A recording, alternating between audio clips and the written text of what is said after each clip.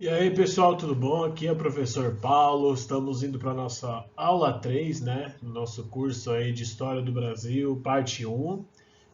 Hoje a gente vai falar um pouquinho mais sobre a questão do açúcar na sociedade brasileira, né? A gente vai debater um pouquinho mais sobre como que foi os impactos do açúcar, né? Da produção açucareira na nossa sociedade, na nossa política e também na nossa economia. A gente vai falar sobre pacto colonial, participação holandesa, pecuária e um pouquinho sobre tráfico negreiro, tá? Tráfico negreiro vai ter uma aula especialmente falando sobre isso, beleza? Então bora lá. Então vamos lá, gente. Uma coisa que eu queria deixar para vocês de reflexão. Para mim, né, aqui são minhas palavras, né, que estão nessa frase. Para você entender o momento histórico, independente de qual momento histórico ele seja, é muito interessante a gente entender a sociedade que permeia dentro desse período histórico, né? Então, entender as sociedades envolvidas nos processos históricos é a melhor forma de se entender o processo histórico em si. Então aqui eu peguei algumas fotos para vocês de tempos e ideias, né? Obviamente extremamente contrárias, né? Período mais atual, né? E algo que já aconteceu. Eu queria muito debater isso com vocês porque assim, para a gente entender o nazismo, né, em si, por que, que Hitler teve a ascensão que Hitler teve. Então é muito interessante a gente entender qual que é o papel do Hitler dentro da sociedade alemã, entender a sociedade alemã da época, entender quais motivos levaram a sociedade alemã a encontrar no Hitler uma figura, uma figura de poder, uma figura de autoridade, uma figura que poderia levar os alemães a uma glória futura, entender perfeitamente também o ódio que tem a sociedade alemã por acontecimentos da Primeira Guerra, né? Então, todo esse momento do Hitler, muitas vezes a gente olha para o nazismo, característico do Hitler, ou pelo fascismo do Mussolini, e a gente olha e fala assim, nossa, isso nunca vai acontecer de novo. Acontece de novo, e é muito importante a gente entender o porquê que isso aconteceu, para quando nós tivermos manifestações desse porte, quando tivermos ações parecidas, nós entendermos o que está acontecendo, nós entendermos esse processo histórico. E trazendo mais para hoje em dia também, entender o porquê as manifestações dos Estados Unidos, como estão acontecendo hoje em dia, e o tamanho dessas manifestações, a importância delas é muito importante. É muito importante, além de entender o contexto dessa sociedade americana, desse envolvimento de alguns polos da sociedade americana com esses protestos, o porquê que o assassinato do George Floyd ele foi a fagulha para que essas manifestações explodissem nos Estados Unidos. Tem que ser entendido todo o processo que leva a população negra se sentir sempre atacada nos Estados Unidos, ter uma repressão policial extremamente forte nos Estados Unidos, racista muitas vezes, segregacionista muitas vezes. O jeito que é tratado a população negra é totalmente diferente do que é tratado uma população branca. Então, entender esses processos, entender essas sociedades que estão envolvidas, principalmente no caso, esses dois processos históricos, é muito melhor para você entender o processo histórico em si. Para entender o porquê que Hitler ascendeu, você tem que entender o porquê que essa sociedade permitiu que um cara desse ascendesse. E para você entender também o porquê que esses protestos hoje em dia dos Estados Unidos são tão fortes e tão apoiados, você tem que entender totalmente a sociedade americana como um todo o preconceito que infelizmente reina em algumas instituições da sociedade americana. Então, deixar essa reflexão para vocês dessa questão do momento histórico e sociedade. Então, para isso, para nós entendermos o porquê que o açúcar e principalmente a sociedade açucareira triunfaram tão forte na nossa colônia, a gente tem que entender, principalmente para entender então o processo colonial, a gente primeiro tem que entender a sociedade açucareira. Né? E é isso que iremos fazer. Então, a sociedade açucareira, ela mantém uma linha bem rígida de características que permeiam ela como um todo, né? ela tem sim uma herança extremamente escravagista, né? Escravos faziam parte do cotidiano das pessoas na colônia, de suas relações de trabalho, entre outras coisas. O trabalho manual era desvalorizado, e o que eu digo como trabalho manual é aquele trabalho, principalmente em plantações. Isso era feito por escravos. O ócio, daqui a pouco a gente vai falar um pouquinho mais sobre esse termo, o ócio, né? Que é bem interessante a gente discutir sobre ele. É uma sociedade patriarcal, é uma sociedade violenta, segregacionista, preconceituosa, aristocrática, rural e rigidamente estratificada. Vou pular aqui o slide para a gente ir para uma parte onde eu vou destrinchar cada um desses aspectos com vocês. Então vamos lá. Como eu falei, né, uma herança escravagista. Os escravos representavam a principal mão de obra da colônia. Primeiro foi a indígena, depois foi a africana.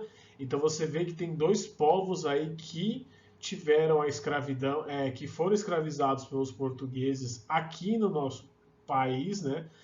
Que serviram como mão de obra para as lavouras do açúcar. E são esses dois. Então a gente tem que entender também a escravidão indígena e a escravidão africana, dois movimentos históricos que têm características parecidas, mas que também têm diferenças entre eles.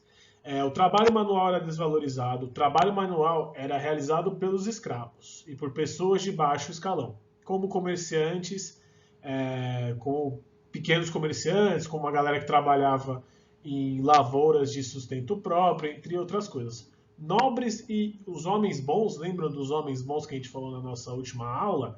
Essas pessoas não trabalhavam manualmente, né? Não era utilizado o trabalho manual por essas pessoas. Por quê? Essas pessoas tinham o trabalho delas era dominar, era governar. E o trabalho das pessoas de baixo escalão seria trabalhar manualmente, né? O ócio, o que é o ócio, gente? O ócio é meio que o não fazer nada.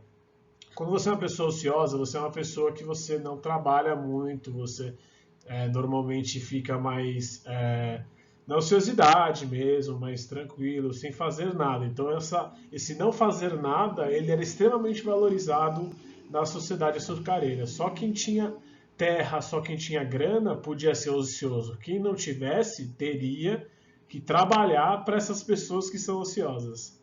Bem, é patriarcal, extremamente patriarcal e machista, né? A figura do pai, do patriarca na sociedade era o principal ponto dessa sociedade, né? Ela é extremamente violenta também, porque se já havia escravidão, a violência era algo comum, né? A violência contra os escravos, a violência sendo utilizada como uma arma de domínio. Então a violência sempre estava embutida nessa sociedade e que vai sendo levada de geração em geração, né? Era uma sociedade extremamente segregacionista. O segregacionismo é quando você afasta, né? Quando você tem essa separação. Um exemplo desse segregacionismo foi o movimento segregacionista nos Estados Unidos, e também na África do Sul, que é o mais conhecido, que é o Apartheid. Né? O Apartheid também você pode traduzir ele para o movimento que aconteceu nos Estados Unidos, que eram quando brancos e negros eram separados, né? Então, dá um exemplo: tinham banheiros para negros, tinham banheiros para brancos, tinham elevadores de serviço que eram para os negros e elevadores sociais que eram para os brancos. Então, você tem esse segregacionismo também na sociedade brasileira, e principalmente esse segregacionismo racial, né? Contra negros e contra indígenas também. Preconceituosa, né? Por N fatores de colocar o negro como uma coisa, como um ser que não tem pensamento, algo abaixo de você. Então essa sociedade também ela prega essa questão de que você tem divisões de classe, divisões de raça, com raças sendo mais maiores, melhores e mais, sabe, melhores. Acho que é a melhor palavra que posso usar. São melhores que os outros, né? Então ela é extremamente preconceituosa com isso. Aristocracia vem desta questão de você ter nobres ligados à terra, que são os latifúndios. A gente vai conversar mais para frente sobre os latifúndios, mas esses aristocratas eram os homens bons, que tinham esse domínio da terra, esse domínio dos latifúndios, né? Esse domínio das grandes plantações de açúcar, e adotavam um estilo meio que de... Eles não eram nobres, não existia uma nobreza brasileira, porque você não tem rei, então você não tem um regime de nobreza, porém você tem uma aristocracia que eles pegam o estilo da nobreza, não tendo a questão do sangue nobre, toda aquela coisa que é meio europeia, mas eles têm características muito próprias de serem dessa questão da nobreza, né? Porém, essa nobreza é associada a terras, então, a aristocracia. Rural, né? A vida era focada no campo, nas fazendas, nas produções de açúcar, cidades e grandes centros populacionais, eles não eram o foco da colônia. Rigidamente estratificada, pouca mobilidade social, o escravo praticamente nunca poderia ascender e se tornar um dono de fazendas. Era muito impossível isso acontecer. Como um dono de fazendas também não poderia se tornar um escravo. Uma das razões dessa é por causa da raça, né? Que aí fica ligadíssima aí com a questão do preconceito e do segregacionismo. Tá, gente? Então, heranças coloniais, galera. Agora nas minhas aulas, quando um assunto for muito ele se refletir muito na nossa sociedade atual, eu vou trazer esse tópico nas aulas, que são as heranças coloniais que nós temos na nossa sociedade ainda por conta de toda a sociedade açucareira que nós já passamos na nossa história. Então, as heranças coloniais que nós trouxemos, infelizmente, dessa parte da nossa história, dessa parte colonial que nós temos na nossa história, são extremamente problemáticas. Diversos fatores dessa sociedade refletem nos dias atuais. E uma das mais problemáticas é essa que eu trouxe em duas fotos, que é essa do cara aqui no estádio de futebol com uma banana na mão e os números aqui de uma pesquisa de 2015 sobre mortalidade em questão de pessoas que são mortas aqui no país. A primeira foto, ela é uma ofensa, ela é um discurso de ódio, ela é um discurso de ódio em um local que deveria ser ligado ao povo, principalmente a manifestações do povo. O estádio de futebol é um lugar para o povo, é um lugar para o povo brasileiro, independente de raça, independente de gênero, é um local para o povo brasileiro e ponto final. Não tem que ser segregacionista no estádio de futebol, que é algo que está acontecendo muito nos estádios de futebol. E uma coisa que sempre a gente viu, infelizmente no noticiário, são manifestações dessa de ódio. São as pessoas jogando banana para jogadores negros, estão chamando elas de macaco, ofendendo, entre diversas outras coisas. Não só nos estádios de futebol, mas no nosso dia a dia, né? Quando você vê uma pessoa no metrô chamando o outro de macaco, seu preto imundo, entre outras manifestações extremamente preocupantes, extremamente odiosas, extremamente racistas. Infelizmente, isso se dá no cérebro de algumas pessoas, isso fica na cabeça das pessoas, e às vezes elas tomam atitudes racistas e elas nem percebem. E isso deve ser extremamente combatido nos estádios de futebol, expulsando esses caras do estádio de futebol. Além do que, esses caras são tão mal agradecidos, porque os nossos principais ídolos no esporte, principalmente no futebol, são negros. É o Pelé, é o Garrincha, entre vários outros atletas que são negros, que são a principal representação de diversos clubes paulistas. E isso tem, não só paulistas, mas diversos clubes do Brasil como um todo. E essas manifestações geram violência, geram ódio, geram o preconceito. E esse preconceito, infelizmente, quando ele se torna algo, quando ele vai para a última instância, ele se torna uma guerra racial, ele se torna uma violência racial, concentrada na população periférica e principalmente periférica negra. E aí a gente olha isso em números, que é, nessa pesquisa de 2015, a cada 10 pessoas assassinadas, 7 são pessoas negras. A maior violência que a gente viu nesses últimos tempos são contra a periferia e principalmente contra pessoas negras, independente da idade, independente do que eles estejam fazendo. Se você é negro, você virou um alvo, infelizmente. E isso a gente pode ver refletido no assassinato do João Pedro, no assassinato de crianças nas comunidades do Rio de Janeiro, né? O ponto dessa guerra racial chegou a ter crianças como vítimas. Isso é muito complicado, isso é muito perigoso, isso deve ser combatido. Isso deve ser combatido. Ponto final. Agora, uma outra característica que é o ócio. E aí o ócio eu vou trazer dessa questão trabalho manual desvalorizado. Por quê, gente? Infelizmente nós temos também uma tradição aqui no Brasil muito escrota, né? De que pessoas que trabalham com as mãos não são valorizadas. Pessoas que trabalham em construção e serviço, aqui eu trouxe uma foto de pedreiros que trabalham na construção civil, pessoas que trabalham como lixeiros, pessoas que utilizam as mãos para trabalhar, trabalho manual principalmente, como sua fonte de renda, não são valorizados, são desvalorizados e são extremamente ofendidos e negados. E aí você também tem um segregacionismo com essas pessoas.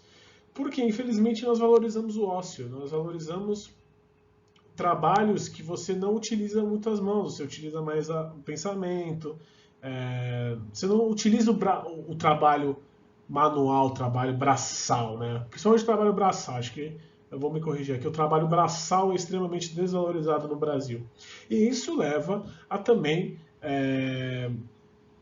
xingamentos, entre outras atitudes, especialmente horríveis contra essas pessoas que usam o seu trabalho, esse trabalho braçal para sobreviverem, né? Outra coisa aqui bem interessante que eu queria trazer para vocês é essa herança colonial rural. Essa herança colonial rural, nós temos hoje em dia um problemaço no Brasil, que é o agronegócio. O agronegócio brasileiro, ele é o motivo de queimadas na Amazônia, ele é o motivo de destruição da vegetação natural brasileira, ele é o motivo de muitas pessoas e muitas famílias que utilizam a agricultura familiar para se sustentar, perdem terras para um agronegócio violento, para mares de plantas como soja, milho, que são extremamente voltadas apenas à exportação, apenas a alimentar o gado, e essas pessoas sofrem com isso, e o agronegócio é um problema da sociedade brasileira que a gente pode abranger em outros aspectos, né? Então vamos passar aqui. Então essas são as heranças coloniais que eu queria trazer para vocês. Fica mais esse nosso momento para reflexão, porque eu acho que é bem interessante a gente trazer o atual com o antigo para a gente ir entendendo muitos processos que acontecem na nossa sociedade atualmente. Vamos lá então. Passando de toda essa questão, eu quero falar com vocês agora sobre a economia açucareira da época, né? Então vamos explorar realmente o açúcar. O açúcar, que é o segundo ciclo econômico brasileiro, é o ciclo econômico que o Brasil dá uma alavancada como colônia, que começa a ter um tratamento melhor para Portugal aqui no Brasil. O Brasil começa a ser foco de investimentos e, querendo ou não, alavancou a muitos custos aí, né? A colônia brasileira. Então vamos explicar essa economia açucareira, né? Então ela chega aqui mais ou menos em 1530, 1535, com as primeiras lavouras de açúcar, principalmente em Pernambuco, né, no Nordeste. E aí essa produção açucareira ela vinge, ela fica forte no mercado até mais ou menos o final do século XIX. E o açúcar brasileiro que começou a ser produzido aqui era de extrema qualidade. De extrema qualidade. Por quê? O clima e o solo do plantio de açúcar aqui no Nordeste era extremamente favorável.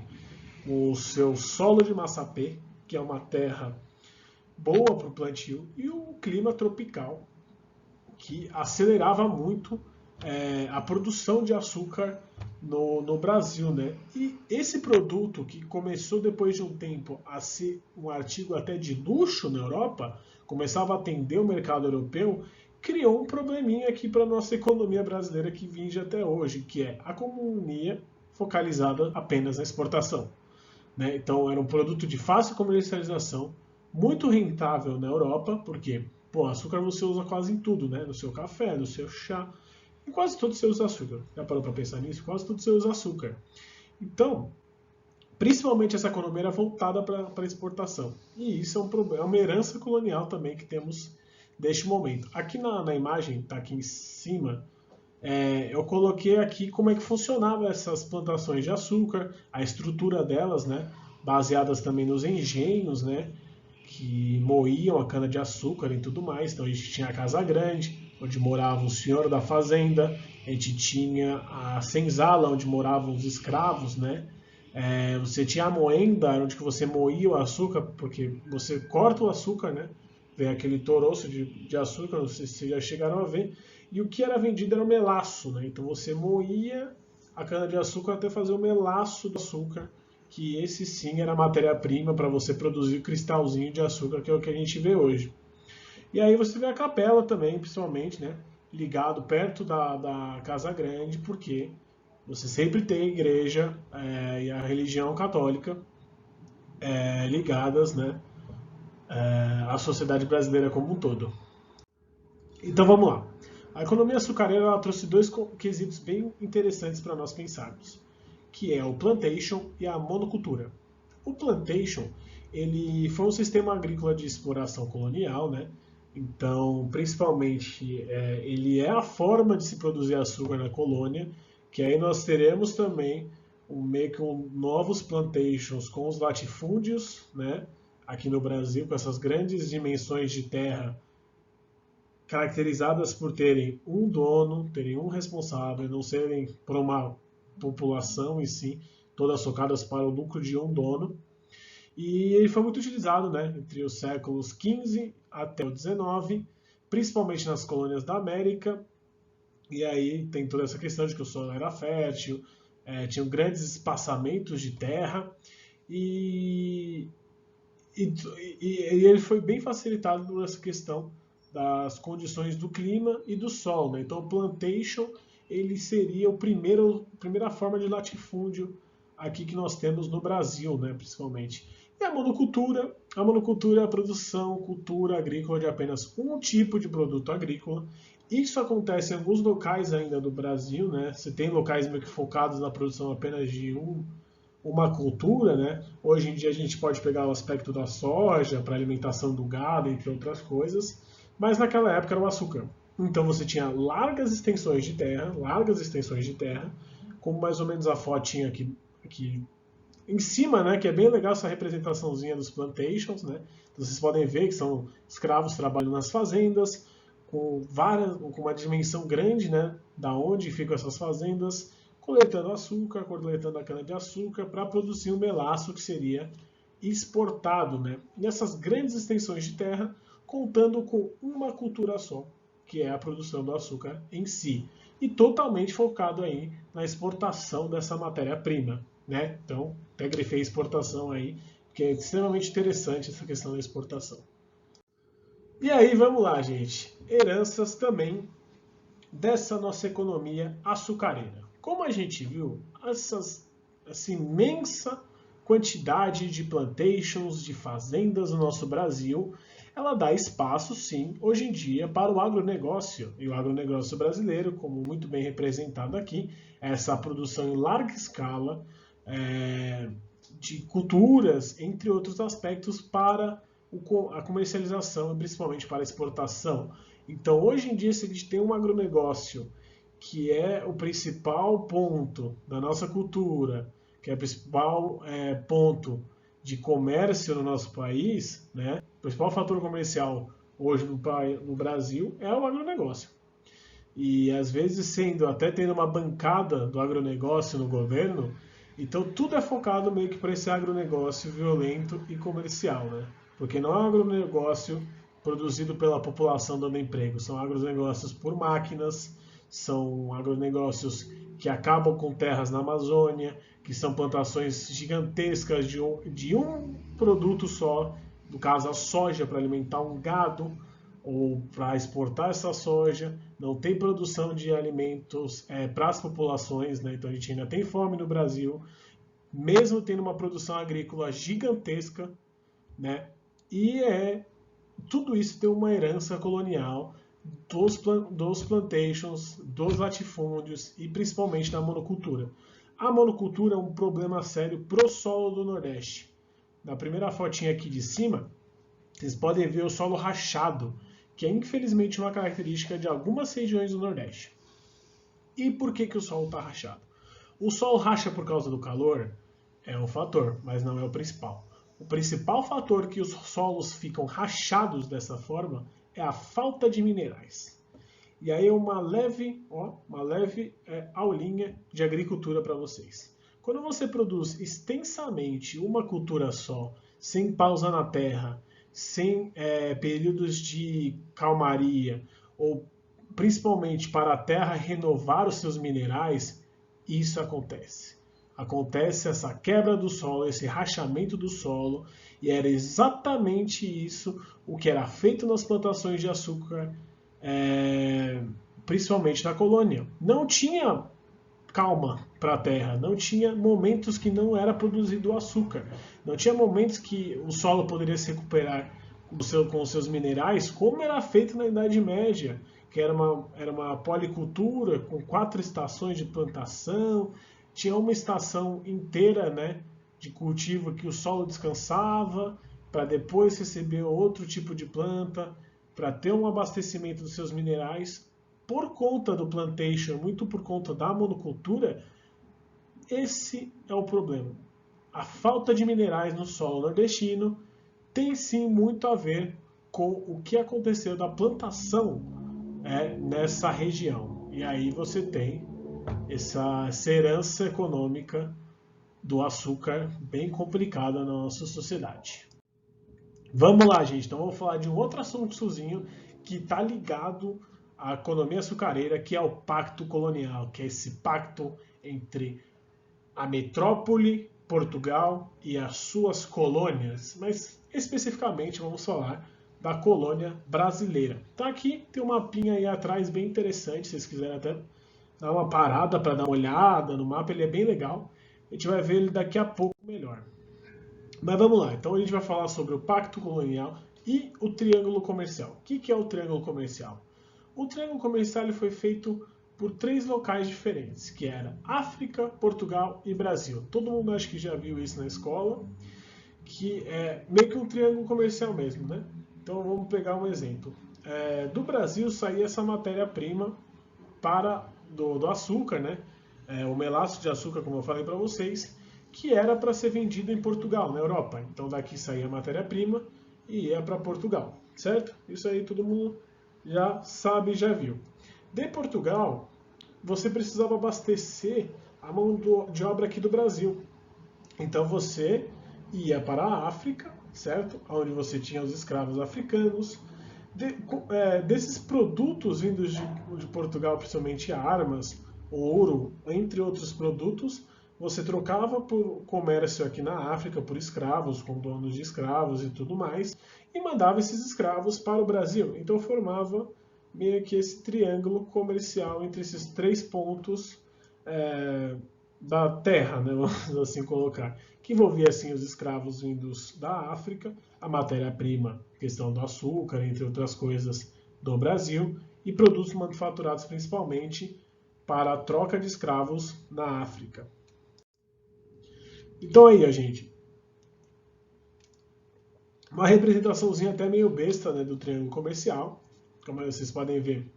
Aqui até é interessante que eles colocaram o açúcar, né? Esse melaço de açúcar, não feito dessa forma, tá? Não azul não branquinho dessa forma, porque uma coisa interessante do pacto desse triângulo comercial.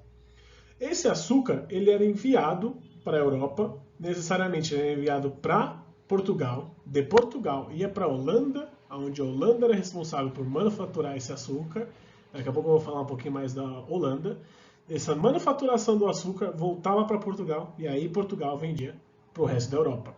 Então, com esse lucro que Portugal ganhava, e principalmente comércio e produtos manufaturados, aqui está industrializados, tá errado, são produtos manufaturados, porque não tem indústria nessa época. Esses produtos manufaturados vinham para a África por troca de escravos, e esses escravos eram enviados para o Brasil e para as colônias portuguesas ou europeias que tinham um acordo, né, com alguns países da Europa. Então a Europa mandava para a África esses produtos manufaturados, da África os escravos eram enviados para as colônias, Brasil, né, especificamente quem estamos falando aqui, e do Brasil e das colônias era enviado a matéria-prima, principalmente o açúcar. Pacto colonial. O que é esse pacto colonial, gente? Porra, no exemplo que eu dei, eu falei que o Brasil enviava o açúcar para Portugal, de Portugal ia para a Holanda, da Holanda era manufaturado, voltava para Portugal, e aí Portugal vendia para o resto da Europa. Não era mais fácil do Brasil já ir direto para a Holanda? Porque assim você paga menos taxa, o produto fica mais valioso para os comerciantes brasileiros e para os comerciantes holandeses, principalmente porque não tem que pagar essa taxa de Portugal para a Holanda. Não seria mais fácil? Porém, existe um negócio chamado Pacto Colonial, que é, na sua condição de colônia, o Brasil estava submetido a esse pacto colonial. Então ele deveria estabelecer relações comerciais apenas com a sua metrópole. O Brasil não poderia, os comerciantes brasileiros não poderiam comercializar direto com nenhum outro país na Europa sem ser Portugal. País no mundo sem ser Portugal. Eles tinham que inteiramente comercializar apenas com Portugal. E aí, se os produtos brasileiros fossem comercializados para fora de Portugal, aí o lucro ficava inteiramente com Portugal. Bem, então o Pacto Colonial fazia com que o Brasil exportasse açúcar, em contrapartida, importava todo o restante. Isso também é interessante, porque você não pode comprar coisas de outros países. Então, no caso, você não pode comprar um tecido da Inglaterra, você tem que pedir para Portugal, Portugal ia lá e vendia os próprios tecidos que Portugal produzia, certo? Então você só pode comprar produtos manufaturados de Portugal, tá? E aí que Portugal não produzia, mas atuava como intermédio dos ingleses. E a produção também colaborou com essa questão dos empresários dos Países Baixos, que seria a Holanda, que a gente vai falar daqui a pouco. Beleza? Então, Pacto Colonial é isso aí. Participação holandesa. Vamos falar da participação holandesa. 3 pontinhos importantes. Eles faziam financiamento através de empréstimos aos colonos, principalmente para manter os engenhos. Então, Portugal e Holanda tinham relações comerciais bem amigáveis. Eles eram parceiros comerciais. Teve até um probleminha depois, que a gente vai falar nas próximas aulas.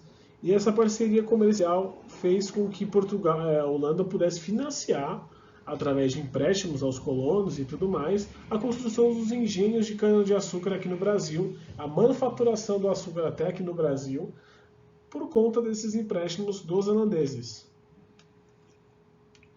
Além do que, faziam todo o transporte do açúcar aqui do Brasil para as refinarias holandesas, também era feito pelos holandeses e financiado pela coroa portuguesa, além também do refino. Então, os holandeses tiveram uma grande participação na nossa produção de açúcar aqui no Brasil, que é algo que às vezes a gente não comenta muito, mas muito por conta da manufatura holandesa, o açúcar brasileiro chegou ao patamar que ele chegou.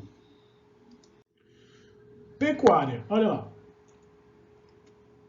Olha que interessante, gente. Vou falar sobre a pecuária no momento da colônia. Bem, como a gente falou, por conta dos latifúndios, por conta de todo aquele processo do plantation,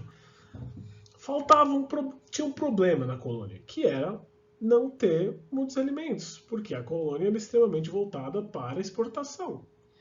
Então, para você abastecer esses locais, você abastecer o Nordeste, e principalmente as plantações de açúcar, culminou em ter várias rebanhos de pecuária e a atividade de você criar animais, também para abastecer os engenhos com os bois para carregar os produtos do engenho e tudo mais, começou a ser algo muito rentável no Brasil, que é até hoje também uma herança dessa época, que você ter cabeça de gado hoje em dia, você é uma pessoa muito rica. E aí, olha o interessante no mapa, né? As ocupações onde a sua pecuária teve, era sempre na parte do sertão, né? Desse interior do Brasil, para abastecer as principais regiões. E aí depois chegou no Rio Grande do Sul, nessa região do Centro-Oeste, mas principalmente começou nesse sertão nordestino, né? Para abastecer, que é o sertão e tudo mais, o sertão nordestino, para abastecer as fazendas de açúcar que também tinham no Nordeste. E aí esses pecuaristas, eles tinham uma mobilidade social, eles eram homens menos favorecidos, eles não eram iguais aos homens bons e tudo mais, porque era um comércio mais interno, porém essa esse poder dos pecuaristas começou a crescer muito também, porque eles eram a parte de sustentação alimentícia da colônia. Então eles também ganharam algum respeito, né? E aí os reflexos da nossa pecuária, principalmente dessa época, é que hoje em dia nós temos rebanhos pecuaristas gigantescos no Brasil. A pecuária é algo que dá muito dinheiro hoje em dia. Você comprar uma cabeça de gado é algo assim que você tem que pagar muito, né? Principalmente bois bons, entre outras coisas. E aí a gente tem esses números aqui absurdos de quantos animais tem em rebanhos, né? E a maioria dessas carnes aqui é tudo para exportação também. Então a gente deixou de ser um comércio mais interiorista brasileiro, né, para abastecer as cidades ou as fazendas, para ser um comércio de exportação também, por conta de que a nossa economia brasileira é muito focada na exportação. Então a maioria desses cortes bovinos vai para a China, entre outros locais, né? Mas mesmo assim os pecuaristas hoje em dia têm um grande poder na nossa, até na nossa política, né? Porque muitos donos aí de cabeças de gado comandam algumas ações aí do governo por terem alianças políticas. E aí a gente vê absurdos como ataques a indígenas na Amazônia, a queima de plantações na Amazônia também para fornecer pasto para os gados, né? Por conta desses interesses aí problemáticos. E aí o último tópicozinho que eu queria falar na minha aula não vai ser. Gente, eu sei que. Olha, vou falar um negócio pra vocês. Tráfico negreiro é um assunto gigantesco que eu vou abordar não na próxima aula. Na próxima aula eu vou finalizar essa parte de colônia com vocês. Tráfico negreiro vai ser a próxima aula, aula 5, onde a gente vai falar apenas da presença escrava na colônia, tá? E aí eu vou abranger um pouquinho mais sobre isso. E eu trouxe esse mapa é bem interessante. Esse site é slavesvoyages.org, ou você pode achar por Transatlantic Slave Trade Database, que é uma junção de dados sobre as viagens de escravos vindos da África para diversos países e principalmente colônias desses países, né? Então a gente vê ali, ó, Estados Unidos, França, Dinamarca, a Grã-Bretanha, a Holanda, o Brasil, a Espanha, o Uruguai, no caso. E aí você tem os anos, né, ali também das viagens. E aí eu queria mostrar isso para vocês, porque quando a gente for entrar para falar sobre principalmente o tráfico negreiro, para a gente explicar o porquê que o tráfico negreiro era sim uma das atividades que mais deu dinheiro na colônia, são esses números que eu quero que vocês tenham na cabeça. Olha só, de 501 até 1525 foram 7 mil escravos trazidos para o Brasil. De 526 até 550 já somaram-se 25.387 pessoas. De 551 até 575, 31.089 pessoas. De 1576 até 1600, 90.715 pessoas. Então eu quero que, quando vocês tiverem o tempo, façam um cálculo de 1500, né? Pode pegar aqui de 1500, da primeira tracinha aqui de cima, de 1501 até 1525, e vão até 1801 até 1825, que é a época do final da nossa colônia. E contem quantas mil africanos chegaram no Brasil. Quantas mil pessoas foram tiradas da sua terra natal para abastecerem o comércio, né? Para serem mão de obra. E pensem que como esse número absurdo de pessoas que veio para cá não tem nenhuma mudança cultural na nossa sociedade, então eu queria só trazer esses números para indicar como esse comércio dava dinheiro de transporte de pessoas. E aí a gente aborda um pouquinho melhor. Na próxima aula eu trago esses dados um pouquinho mais destrinchados, tá? Então sim, predominava a escravidão de negros africanos e os índios predominavam na América Espanhola. A gente vai falar de tudo isso um pouquinho melhor, tá? Nas próximas aulas, beleza? E aí, gente, então os próximos assuntos, a nossa próxima aula daqui a 2 semanas. Eu vou trazer para vocês mineração, as revoltas coloniais e a primeira parte da independência. Então a gente vai entender os motivos e os cenários que levaram às independências em diversos lugares aqui na América. E depois teremos a nossa aula sobre o tráfico negreiro, tá, gente? Então, é isso aí. Espero que vocês tenham gostado da minha aula. Espero que vocês estudem bastante. Espero que vocês, quando tenham dúvidas, venham me perguntar. Estamos juntos nessa luta. Se mantenham fortes. E um beijão para vocês.